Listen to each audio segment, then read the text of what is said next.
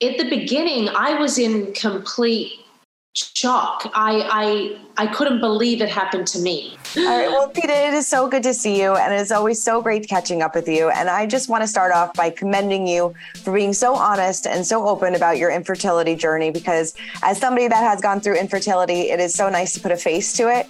And so many women are going through the same thing, and I don't feel like we talk about it enough and normalize it enough. And I really just want to commend you for doing that. Thank you. Yeah, thank you. That really means a lot to me. And that's honestly why I did it, because I really felt alone in this. I really did. When it first started to happen in 2020, I didn't really know what to do, who to call. Obviously there's information online, but I didn't feel like, I felt like I was an outcast, like I had something majorly wrong with me, and I was very upset. So yeah, it's nice to just, for me, that People magazine interview took me a long time to say yes to, put it that way, because I was not about speaking about it. I didn't want to share it with anybody, but since speaking about it with my friends, I felt like I kind of got the courage to do it. Do you feel now that, I think you said like almost like a weight has been lifted off your shoulders a little bit, because so many people ask you on a daily basis, like you said, in your DMs, your Instagram, when are you having another baby? When are you having another baby? So do you feel like now be like, okay, this is why I'm not responding to you, or this is, I feel like now I can finally be open and honest about it? Right. And, in a way, like, I don't blame people for asking, because it's just a natural question, I guess you do. Like, oh, do you want another one type of thing? Like, it just comes out of your mouth, and it's come out of my mouth many times as well. But yeah, it sort of came to a point where I was like, I actually don't know what to say to the people that follow me anymore, because it's been so long. It's been nearly 2 years, and that, hey, are you going to have another baby? Why won't you have one? And it just got to the point where I was like, oh my God, like some people know something's up. And as Max said to me when I was deciding to do this interview, he was like, well, babe, people know that there's something going on, because we're not having another baby. You haven't got a big stomach. You're not pregnant. So like, let's just let it out and be done with it and then move on. And it really helped me. Good.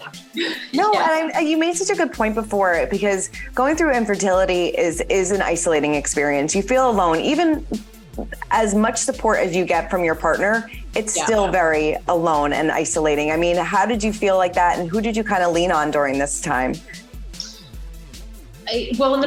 I didn't really lean on anybody. That was my thing. I kept it very inward, very close to me, very close to my heart. And I kept, obviously, Max up with everything that was going on with me. But at the beginning, I was in complete shock. I couldn't believe it happened to me. And that's God honest truth. I was just like, I'm trying to think of the word that I used.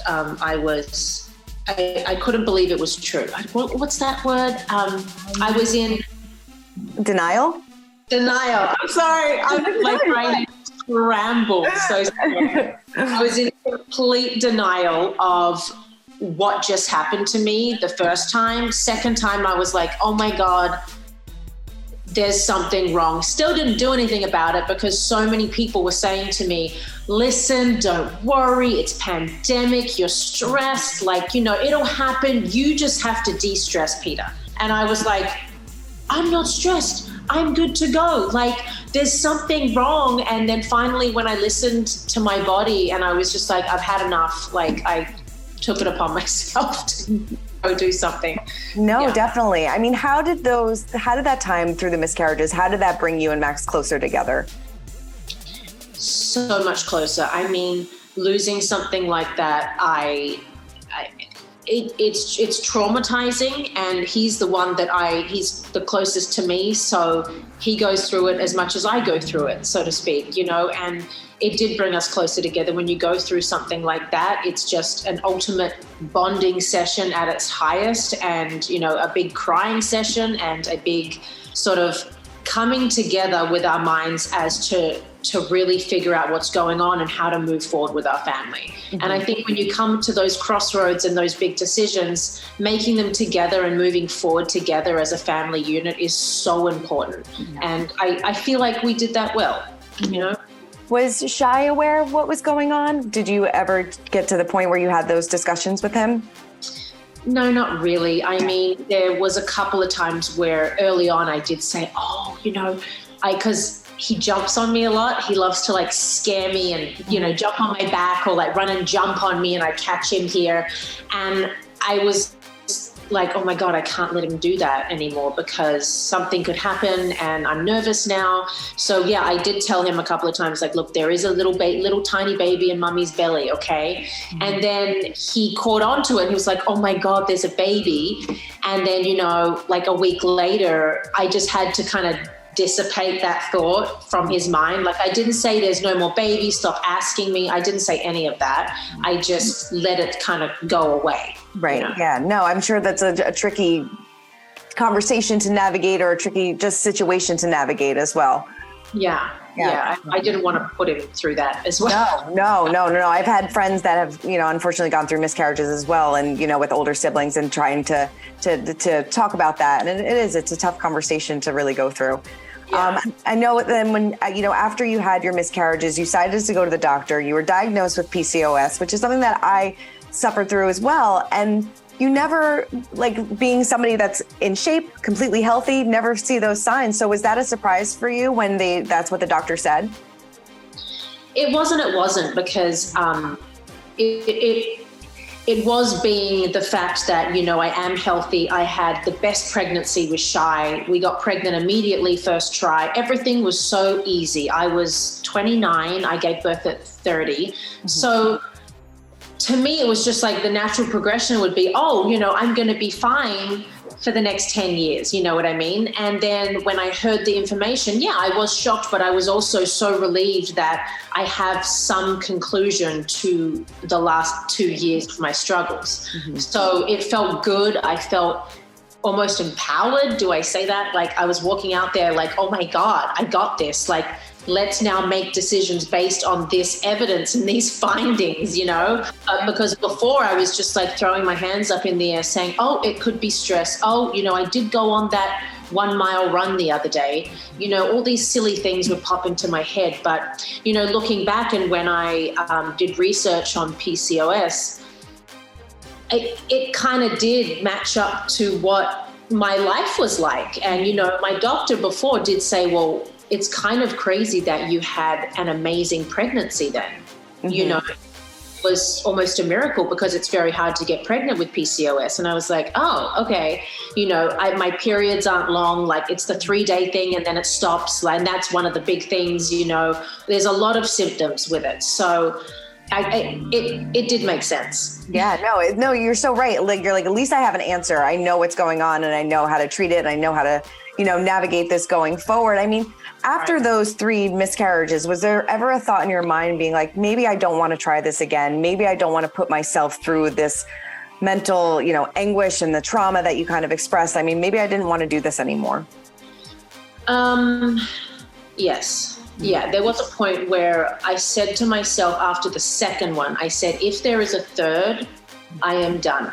Mm-hmm. I am done with trying to figure it out myself. I am done with wishing and hoping and all that stuff. Like, you know, I'm not about let's go wish on the full moon tonight for another baby. I'm like, I can't do it anymore. It's affecting me greatly now because I'm 35 and, you know, I don't want to be any older. I want to be right now. I want to have it now. I've waited so long for this. So, yeah, I said to myself, I didn't even tell Max, I was like, listen, to me, that is it. That is my full stop, moving on type of thing. Yeah. Yeah. I mean, how did this affect your mental health? Did it affect you, you know, in your work life, your marriage, your mom life? How did you kind of get through it? Because moms don't have days off and you can't just kind of turn it off and, you know, and like sit in your room and cry all day because you know, you got to be a mom too. So I'm sure this really took a mental toll. It did. You know, there was good and bad things because like having a 5-year-old is also amazing because it took my mind off it sometimes. Like I would have a little cry and then he would knock on the door and kind of burst in, and then I would have to be okay. You know, it's like you don't have a choice. So I would immediately snap out and then go make, cereal or go make a smoothie for him. And it would kind of turn me around a little bit. And then, maybe at nighttime I have another little cry by myself then. But,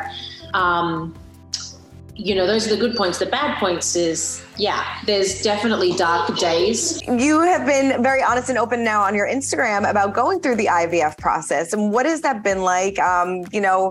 Where are you in the process right now? So right now, I've had my eggs extracted and we are waiting, doing the waiting game, just seeing how many good ones we get. So I should be getting the number any day now. I should be getting the call. Yeah. That's great. What was the shots like? Have you noticed any side effects from it at all?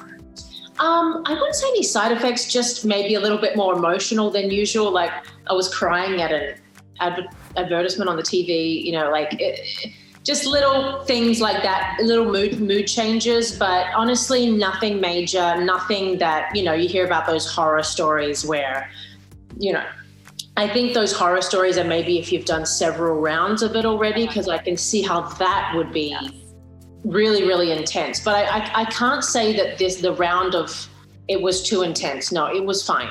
Yeah, that's good. And how are you feeling about going into this, about the egg retrieval process? Are you hopeful? Are you like, how are you feeling? How would you put this into emotion? Yeah, I do. I feel really hopeful for the first time, because my issue was kind of the second part of it. When my egg was released, me getting pregnant was easy. It was fine.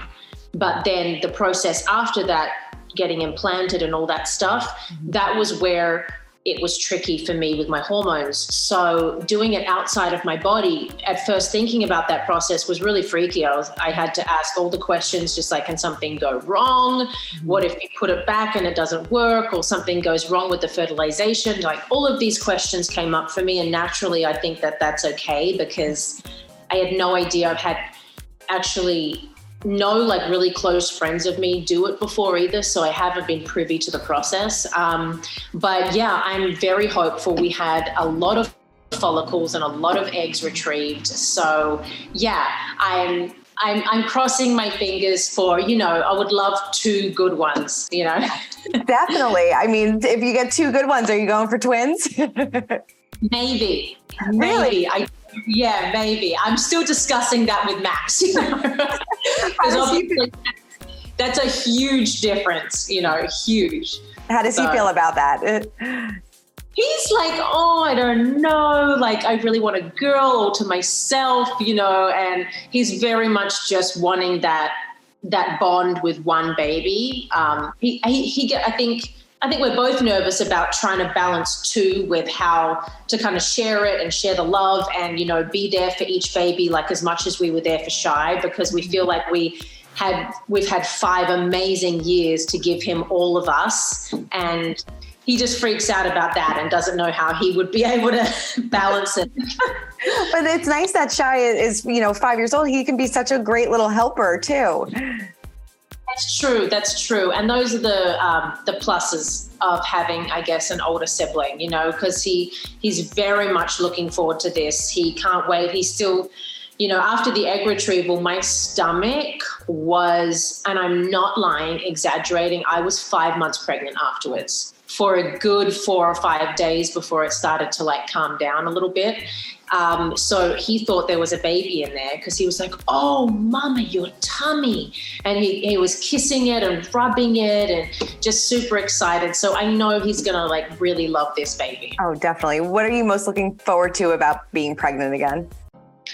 Just, I actually didn't mind being pregnant. I loved it. I loved being the pregnant woman in the crowd or with my friends. I didn't have any issues with that. I just missed my dancing a little bit. Yeah.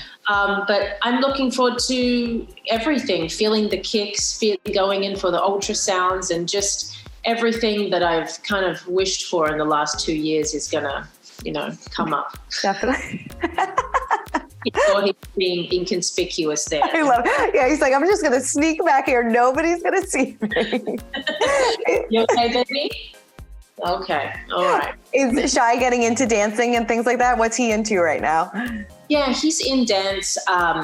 He actually dances with Zlata Gleb's little daughter. Yeah, so it's really, really cute. They have a little partnership going and they're training for their first competition. So, yeah, very, very cute. He loves his soccer. He's really into his tennis right now. So yeah, he's doing a lot actually. I love that so much. That is, I mean, future Dancing with the Stars, right? Oh, I don't know about that, but he's he doesn't love going. Let's put it that way. You know, he likes it when he gets there, but getting him to dance is like another issue. A whole other thing. Do you miss Dancing with the Stars? Did you miss it last season? Oh my God, I do. I really do. I think the time off though has been good for me. It's nice to just have a little second to regroup, think about what I really want to do. And and I really focused on my beauty line, Peter Jane Beauty, and that's now going really well. So I'm happy that that's all organized and done. And now I can sort of have a lot more time and I would love to go back. Yeah, I miss it. Was last season because of everything that was going on with like personally? A little bit of everything. Oh, yeah. Mm-hmm. Yeah, because my last season that I was on there was Vernon Davis, and that's when my first miscarriage happened throughout that season. So I feel it just kind of dampened the show for me just a little bit, and it kind of just put a dark cloud over everything. And I felt I just didn't have the best season that season because of everything, you know?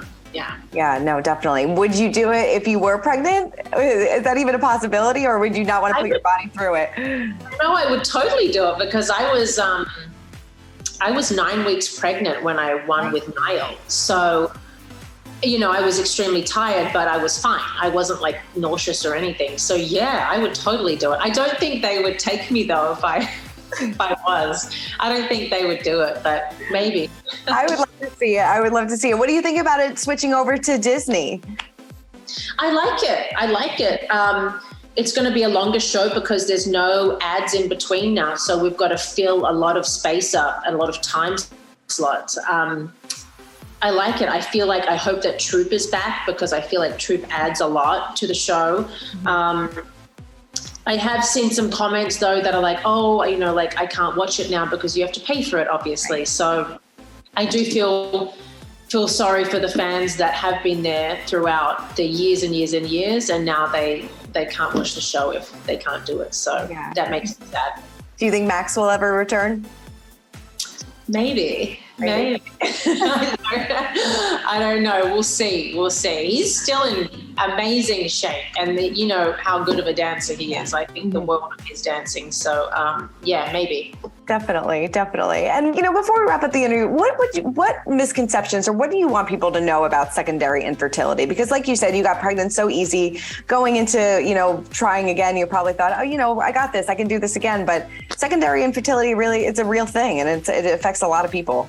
Yeah, it is a real thing. And I think the misconception for me and Max was that it doesn't really, your reproductive health doesn't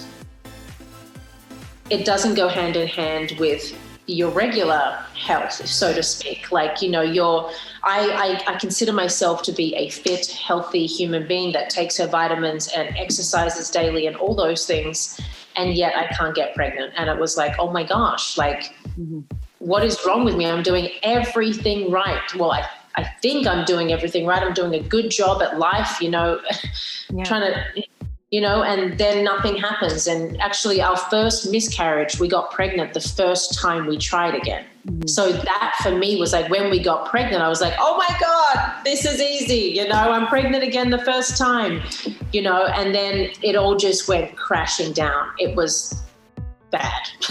Yeah. And then you said it was 8 months until the next time as well, right?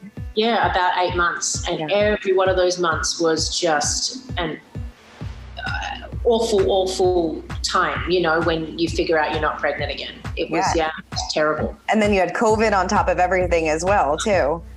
Yeah, and that was really, really traumatic. I mean, Yeah.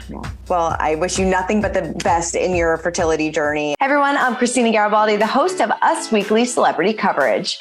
Don't forget to hit subscribe for the latest celebrity news, tips, and video. And for much more content, make sure you head on over to usmagazine.com, the official home of Us Weekly magazine.